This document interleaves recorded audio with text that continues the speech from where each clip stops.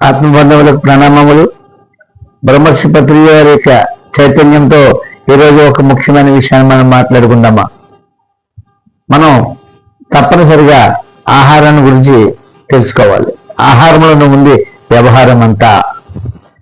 ఈ తమోగుణ ప్రధానమైన ఆహారం చల్లారినటువంటి ఆహార పదార్థాలు.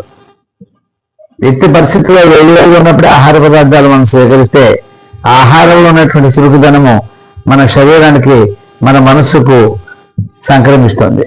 చల్లారి నిలవించిన ఆహారం తిన్నట్టయితే ఆ శరీరంలో ఉన్నటువంటి ఆ యొక్క శక్తిని చల్లబరిచి మనకు తమో గుణాన్ని పెద్దపెట్టి వేస్తుంది. ఆహారము ఎప్పుడు తీసుకోవాలి? చక్కగా ఆకలిగా ఉన్నప్పుడే, ఎంత ఆకలిగా ఉంటే అంతే తీసుకోవాలి. ఒక ముద్ద తక్కువే తీసుకోవాలి. నిద్ర కూడా సరైన సమయానికి నిద్రించి సరైన సమయానికి మేల్కొని సాధనకు మనం ఉపక్రమించాలి.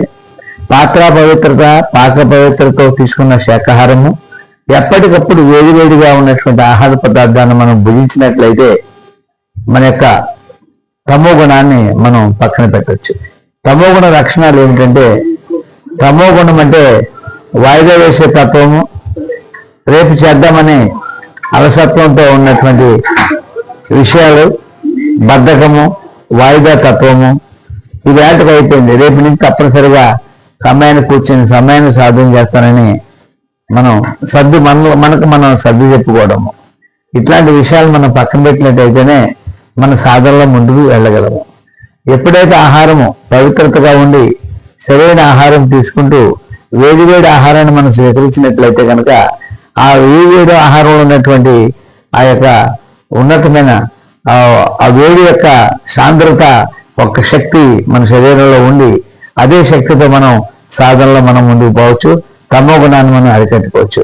మొట్టమొదట ఇటువంటి వీడియోని మీకు ఇచ్చినందుకు నేను సంతోషిస్తున్నాను. ఈ వీడియోని అందరూ ఆదరించి సబ్స్క్రైబ్ చేసుకోండి.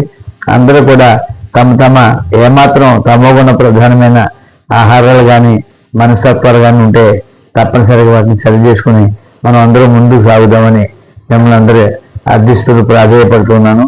ఇందుకు సహకరించినటువంటి ఎన్ఎన్సీకి ధన్యవాదములు. Thank you very much.